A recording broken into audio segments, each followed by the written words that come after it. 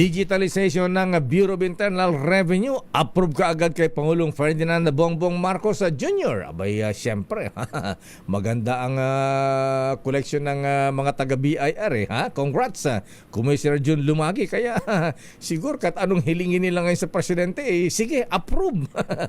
Alamin natin ang report mula kay Aris number 14, Let Narciso, please come in. Miss Let. Lakay hilan ni Pangulong Ferdinand Marcos Jr. ang digitalization ng Bureau of Internal Revenue para mapadali ang proseso ng pagrerehistro ng mga negosyo. Ayon sa Pangulo, ang hakbang na ito ay nagresulta ng higit 74,000 na nakapagrehistrong mga bagong establishmento noong nakaraang taon. Kaya naman mayroon na anyang kabuang 5.7 million registered business taxpayers.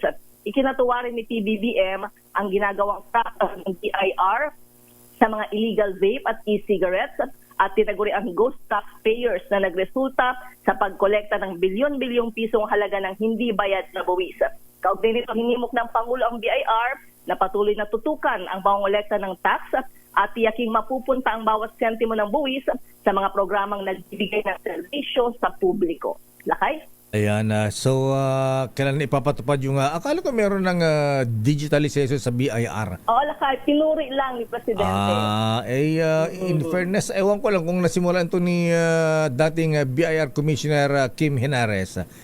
Commissioner Kim, ayan, kumasa si Chris, ha? Ayaw palang maalala kay Chris dyan, ha? Anyway, lalong pagagandahin, aayusin ang digitalization.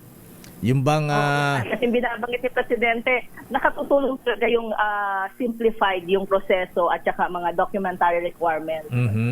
Yung bang, Miss Let, katulad ba ng di ba, sweldo natin, hindi pa natin natatanggap, kaltas na ang buwis.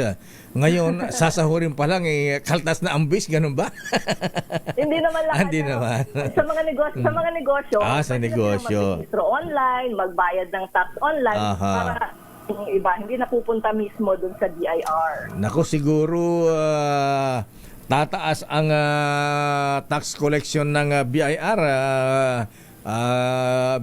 Commissioner Jun Lumagi, ha? Pagka ipinagbawal ang dalawa ang book of accounts ng mga negosyante. Ayan. Kasi open secret tayo sa mga negosyante, dalawa yung kasi presenta lang kayo sa BIR.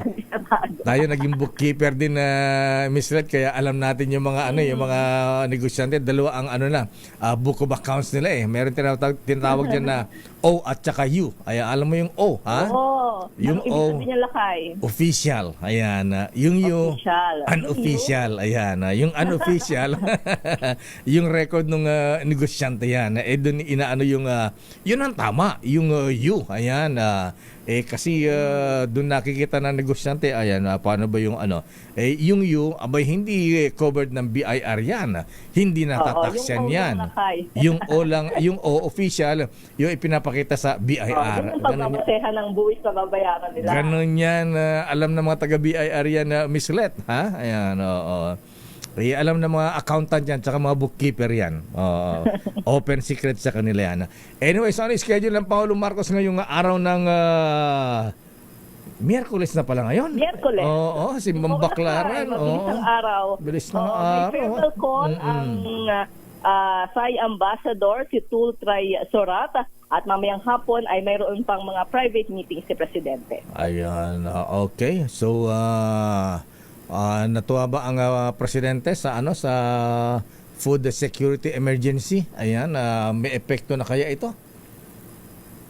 Inaasahan natin mararamdaman yung magiging epekto niya. Siguro doon lang bibigyan ng pahayag ang presidente. Okay. Kasi kadedeklara lang lakay Sige. Teka muna. Anong reaksyon nga pala ng presidente dun sa postponement ng election sa BARM? Isang ayon ba siya rito? Ay, alam mo lakay, sinertify niya yan. Sinertify na urgent bill. Okay. Oo, para maayos muna yung mga issue dyan sa BARM. Ayan. Okay. Maraming salamat, Miss Net. So, yan ang latest mula sa Malacanang. Good morning, balik sa Ilakay. Aris number 14, ang ating reporter in Malacanang, Let Narciso. Dumbbing.